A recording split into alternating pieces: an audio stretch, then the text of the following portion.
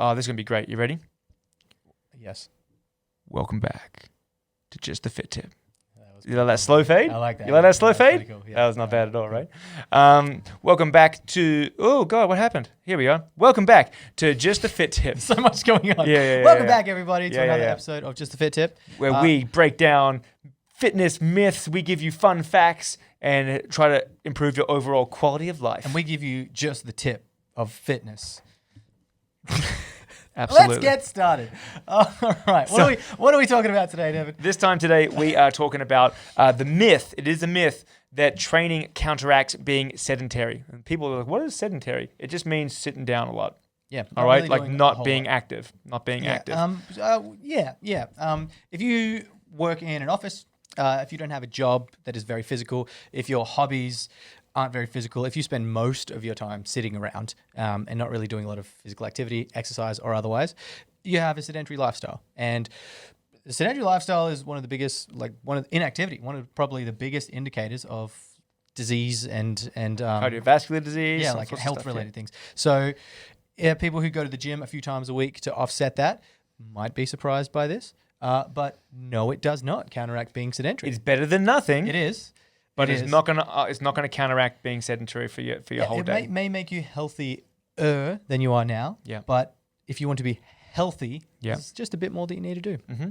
I'm gonna pull up this spreadsheet right there. Basically, we're gonna talk about your total daily energy expenditure, which is your TDEE. Okay, and we have talked about this in a previous Just the Fit Tip. But basically, 70% of all of your energy costs for the day are going to come down to your basal metabolic rate. That is just you living, breathing, organs functioning, just being. Okay, that is your something up really quick. Basal metabolic rate. Your NEAT, your non-exercise activity thermogenesis, is how many calories you'll burn from general activity, and that is about 15% of your daily energy needs. That is walking up the stairs at work, walking the dog, walking to and from the car, all these sort of things, right? I was actually reading something about this not too long ago, about the classifications of sedentary, like lifestyles, basically. And it had actual classifications for the amount of activity that you did based on a few of these measurements as well. And so there are classifications of how sedentary your lifestyle is. So you can actually see yourself if you plug in these. They say I've got some fun facts coming into this one later. You do? Yeah. Excellent. All right, cool. So following on from your NEAT, 15%, your thermic effect of food, which is how many calories the food itself takes to break down, is about 10% of your total daily amount. So, and again, what's really interesting here is fats, about like a couple percent, carbs, 8 to 12%, and protein, like 27 to 30% of the energy. So, and this is really interesting, guys. If you want to burn a little bit of extra fat, just improve the protein intake. See about this. If you, let's say you're having 2,400 calories a day, all right? And in that 2,400 calories, you're having 100 grams of protein, okay? Cool. Let's say person B, right, also has 2,400 calories a day. Yep. All right? But they have 200 grams of protein.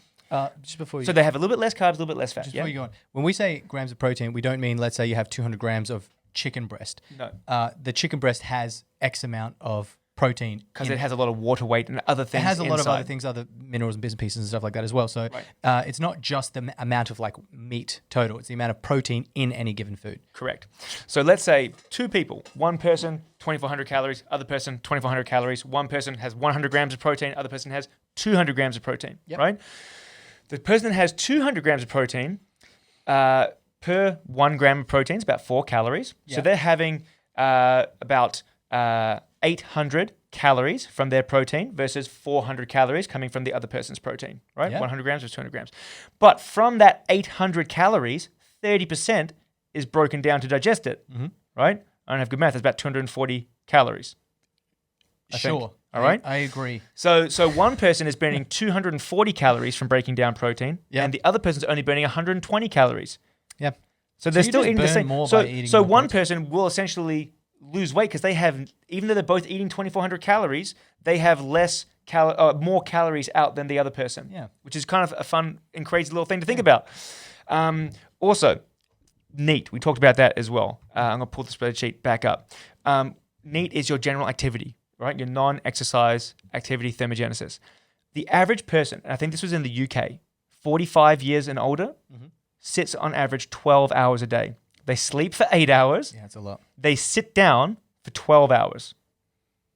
Is that not madness? That is pretty crazy. Right? Yeah. They're only walking around for 4 hours of the day. Yeah. So most people in the working age of 45 plus sit down and are sedentary. Even if they work out, they're sedentary. All right? They're sitting down 12 hours a day. Sitting down for 13 hours a day. And this is like, does it matter if it's 11 hours or 13 or 12? So it's everything. This would have been based on a whole bunch of different studies, different hours, different stuff, and this is more like a generalized average probably of what they got to in the results.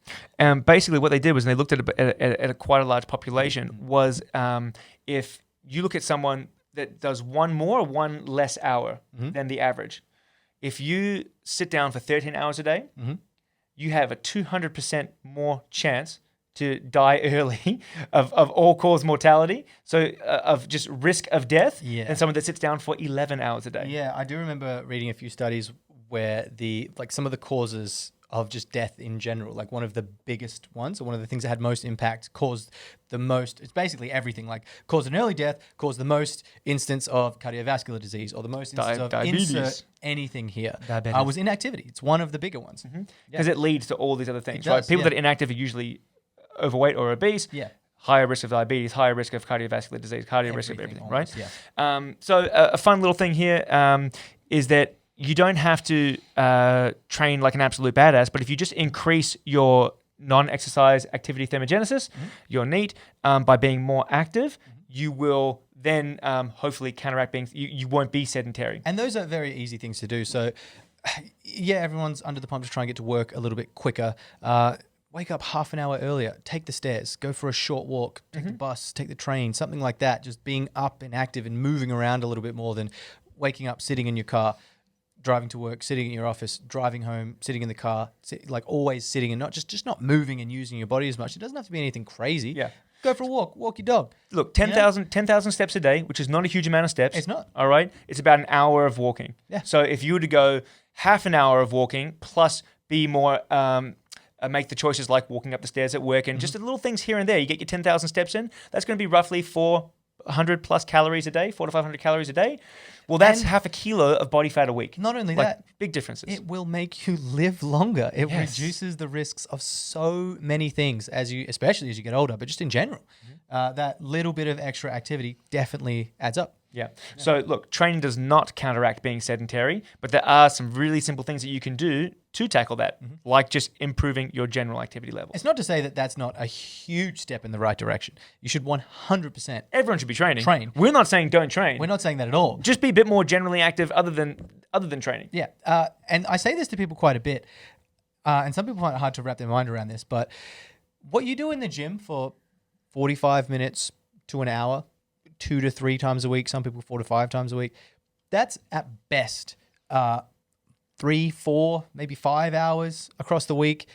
That is not a lot of time. If you look at how many hours there are in a day and how many hours there are in a week, you might train hard, you might train for 2 hours every time you train. If on top of that you just go and sit and do nothing, that is not a lot of time to be moving and using your body. Think about how many hours in the day that you sleep, that you sit, that you spend doing absolutely nothing.